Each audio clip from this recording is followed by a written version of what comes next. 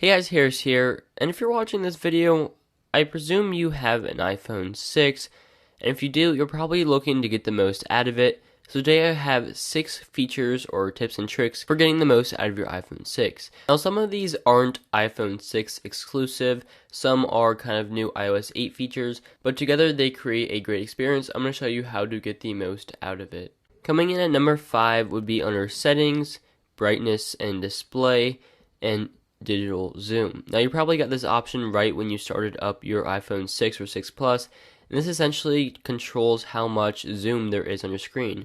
So maybe you don't have the greatest eyes in the world, so you want to have a little bit bigger icons and text, and you can do that. You can have the standard, which kind of scales everything down, and then you have the zoom, which scales everything up to make it easier to see. Coming in at number 5 would be camera improvements and enhancements. So some of these are iOS 8 and some of them are iPhone 6 and 6 Plus. So starting out at the right, you have the improved panorama. You get the regular square for Instagram style pictures. You get the photos. You get the standard video, which is now in 60 frames per second. You get the slow-mo and you get the time-lapse. Time-lapse you probably have seen, it just makes everything really fast essentially. Slow-mo is really cool. Now on the 6 and 6 Plus, you have the option to have 240 frames per second or 120, whereas the 5S just had 120, and generations older than that didn't have any. In video, it's pretty much the same basic settings. In photos, you now have the timer options, which was brought in iOS 8, which is really nice. And then, of course, you have the rest, which are pretty much standard. Coming in at number 4 is essentially an accessibility option that is only available on the iPhone 6 and 6 Plus.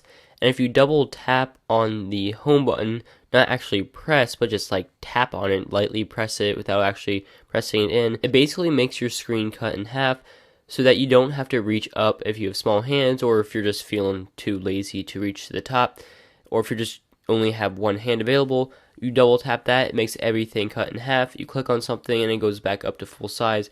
So this is great for navigating one hand or if you have small hands. For number 3, you'll want to dig into settings, general, and usage, and here you get some really awesome stats.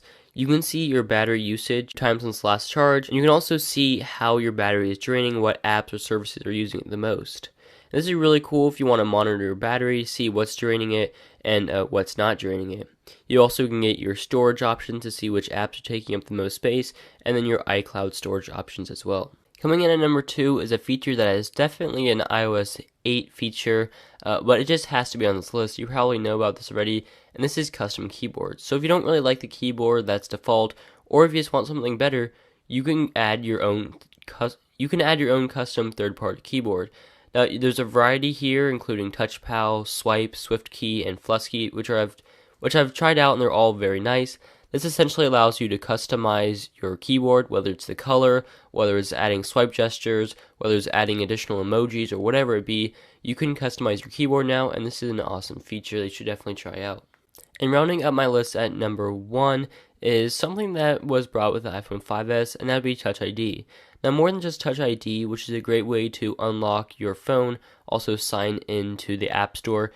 Now, with third-party support, you can use Touch ID in apps such as Keeper or Amazon or a lot of other apps now, and I'll have a link in the description to all of the apps that currently support it. Hopefully more apps will kind of adapt to this and allow you to sign in or do whatever you need to with only your fingerprint, so you don't have to use passwords anymore. And Touch ID is also a very important part of Apple Pay, which is basically Apple's system of credit card management on your phone, so you can pay for things at stores with the NFC chip on this device.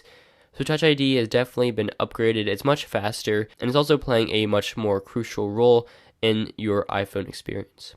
So those are 6 iPhone 6 tips and tricks. If you have any others, let me know in the description. Make sure you check out all my other iPhone 6 videos. Hopefully I have some others that you will enjoy.